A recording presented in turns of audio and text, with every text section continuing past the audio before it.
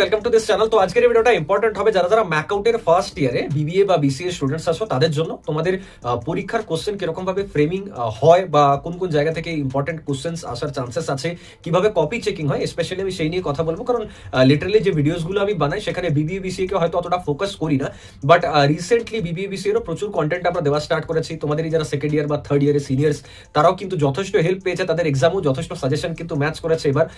Like যারা BBA students আছে বা যারা বিসিএ স্টুডেন্টস আছে, এবং সেই জন্যই যারা এমবিএ তে এখন আছে বা যারা বি অপটিমেট্রি বা হসপিটাল ম্যানেজমেন্ট হোটেল ম্যানেজমেন্টে আছে তাদেরও ডিমান্ড যে দাদা প্লিজ তোমরা কোর্স লঞ্চ করো as soon as possible. Plus যাদের অলরেডি এক্সাম হয়ে গেছে মানে সেকেন্ড ইয়ার বা থার্ড ইয়ার, তারাও বলছে যে দাদা নেক্সট ইভেন্ট সেমিস্টারের কোর্সেসগুলো কবে আসবে সেই নিয়ে আপডেট দাও।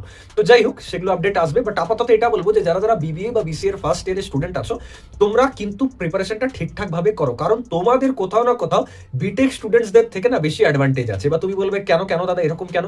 তার কারণ হচ্ছে আমার এটা পার্সোনাল অপিনিয়ন বা পার্সোনাল অ্যানালিসিস। আমি যখন মানে কোশ্চেন পেপার অ্যানালিসিস করি আমরা ব্যাকএন্ডের টিম বসে পর সবাই মিলে, তখন আমরা দেখেছি না যে বিবিএ বিসিএ যে কোশ্চেন ফ্রেমিং সেটা কিন্তু কম্পারেটিভলি যথেষ্ট ইজি হয়।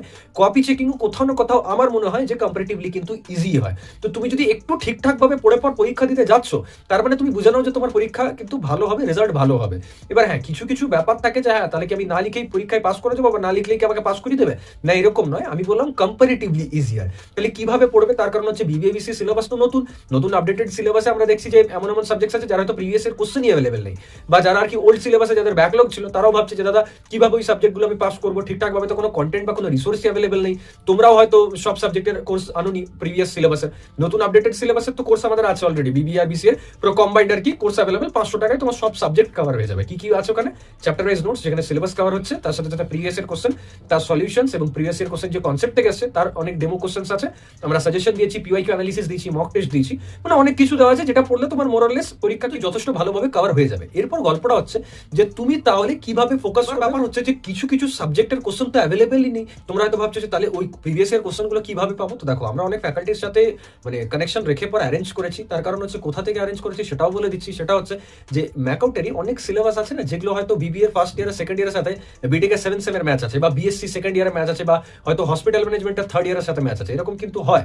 তো সেই কোশ্চেন পেপারগুলো আমরা অ্যারেঞ্জ করেছি এবং সেগুলো ডিকোড করে with answers with concept analysis আমরা কিন্তু এই বিবিএ বিসিএর যে ফার্স্ট ইয়ারের কম্বাইন্ড কোর্সেস আছে বা ওল্ড সিলেবাসের এক দুটো ইন্ডিভিজুয়াল সাবজেক্টে আমরা কিন্তু ওগুলোকে অ্যাড করেছি। তো তোমরা পড়ো, প্রিপারেশন ভালোভাবে করো কোর্সেস থেকে, তোমাদের কিন্তু ডেফিনেটলি হেল্প হবে। বাকি BBA BCA related live session খুব তাড়াতাড়ি হবে এই চ্যানেলে, তার জন্য চ্যানেলটা সাবস্ক্রাইব করো আর শেয়ার করে দাও নিজেদের বন্ধুদের সাথে লিঙ্কটা। Thank you.